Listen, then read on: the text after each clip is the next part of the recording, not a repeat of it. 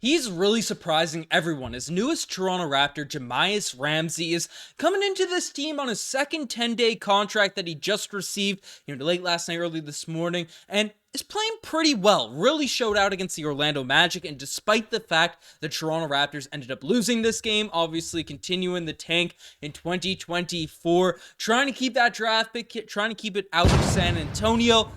There are some positives. There are some positives in this game to take away from some negatives, which we will dive into. But the first guy I do want to discuss is probably the most unknown player on the Toronto Raptors roster here now at this point, and it's Jahmi'us Ramsey, who, again, signed his second 10-day contract today, is only 22 years old, played a couple seasons with the Sacramento Kings, and has a lot of potential. We saw a little bit, that crazy windmill dunk he had in his most recent game. I forget who we were playing against. These games are going by. The Detroit Pistons had a nasty dunk in that game. But tonight, actually got some extended run as he did in this last game. But got the opportunity to kind of show out because of it. Now, the jump shot for, again, a guy that's a guard, so he needs to be able to knock down his shots to play at the NBA level. He made he made 1 3 tonight, and it was banked in, so we won't dive into that too much, but made some nice drives, I felt, was really aggressive on the glass, which he was doing against the Detroit Pistons, brings a level of intensity on the defensive end, had 10 points, 5 rebounds, 1 assist, 1 steal,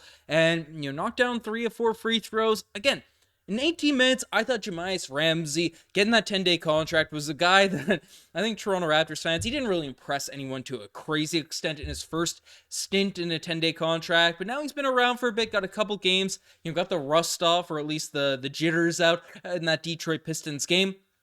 I thought he came out in this game tonight against the Orlando Magic and played very solid. In his 18 minutes, thought he brought a level of intensity on defensive end and surprised me. So hopefully Jahmi'us Ramsey, again, all these players that are on the Raptors roster right now, especially with all of the injuries, all the players out currently on this team, there are some opportunities for these guys that are younger players, have some potential in the NBA to take the rest of this season and flourish. Show the Toronto Raptors, show Masai Ujiri, show Darko Rajakovic they deserve minutes and deserve to be brought back on this team in the future. And again, Jahmi'us Ramsey, one game isn't going to change everything, from a Raptors front office, fan perspective, but it's nice to see a guy come out, bring a level of defense which is solid, as well as, show some flashes on the offensive end. Again, didn't make a 3 coming into this game. He's only made 3 with the Toronto Raptors, a banked-in 3-point shot. So the jumpers will have to go down, but the rest of it have impressed me from Jahmi'us Ramsey. So good performance from him. The Raptors, again, this game was a lot better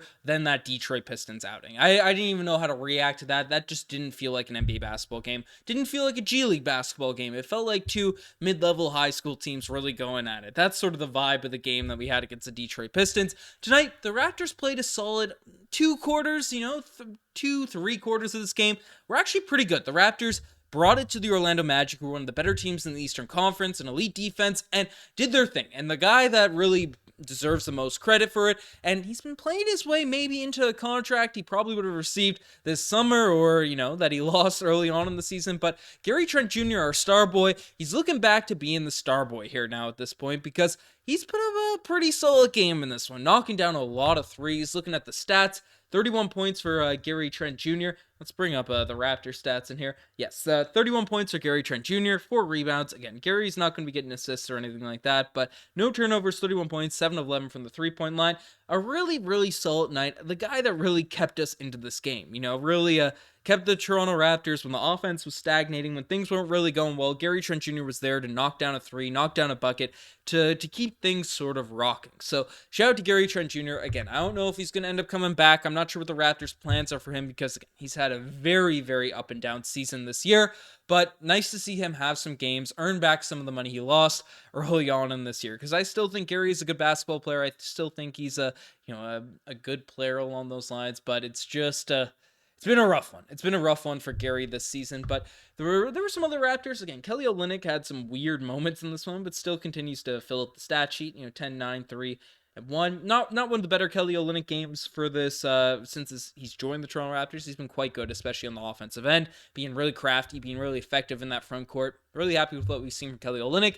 Hasn't really been that great in this game tonight. But Grady Dick also 8 points, 1 block. Had some drives tonight where He's just looking off balance. He's getting pushed out of his spot. And that's obviously the part that has impressed me about him. It's better than I expected, but still has a lot of room for improvement. To be able to make those drives, make those slashes, which I'm impressed he's able to do. He's actually got a bit of confidence going downhill at the basket, but when he gets to the rim and there's a solid big defender in there, which the Orlando Magic, they have a lot of really good interior defenders. I mean, it's tough for him to finish around the basket. So it's a point of improvement for his game that's gonna have to come again at minus 32 for this game, which is not great. But again, trying to guard Franz Wagner, it's gonna be a tough position for Grady Dick to be in. Franz only had 19 points, but was very efficient. Getting his buckets, getting to the line, and all those types of things. So that's just how it goes. The Raptors are depleted. Grady Dick's playing a little bit out of his regular spots, but I'm still happy with what we've seen from Grady Dick so far this season. Abaji, 4 of 9, had some nice slashes, had a couple nice jams in this one, finishes at the basket, but that three-point shot, it's going to have to go down for Abaji to really be effective because he's bringing it on the defensive end. He's had some ups and downs in that area, but tonight I thought really brought it on the defensive end, but he's playing out of position right now, and this is one thing I see a lot of people trashing on Abaji, but he's literally running our power forward spot. This guy is a 2 guard. This guy is a shooting guard. That's what he was brought in to be. It's a position he plays, and the fact that we have him playing the power forward, especially against a team, with the likes of the Orlando Magic, where they have in their front line, Franz, they have Paolo, they have Wendell Carter off the bench. They're a pretty big team. They have Isaac coming off the bench, the other Wagner. It's not a team where things are really. It's just tough. A shooting guard playing the 4 spot. So I'm happy with Abaji, being able to slash, playing some solid defense, and just hopefully the 3-point shot ends up coming around for his during his Raptors tenure. But again, Emmanuel Quickley was really good early, hit a couple shots, but didn't really do much in the second half of this game. 10 points, 10 assists. A lot of those stats came in the first half. I thought it was really encouraging. Again, that's when the Raptors were up, had their runs in this game. But off the bench, again, Bruce Brown, 12 points, 5 assists, 4 rebounds. The nice thing about these Bruce Brown games is his stat lines are going to start going up. And he's relatively efficient tonight, but holy smokes. I don't know. The eye test, he just really doesn't fit this team. He just really doesn't fit what's going on. It doesn't seem like he's having a very big positive impact. And maybe I'm too harsh on the guy. Maybe I'm too critical. But for $20 million, I'm hopeful we're able to get another first-round pick from him during the trade deadline, not this trade deadline, NBA draft day, ahead of this year's free agency. But Jonte Porter didn't have any points, didn't have the greatest of games, even though I thought defensively, again, 3 steals, 2 blocks, solid stuff there.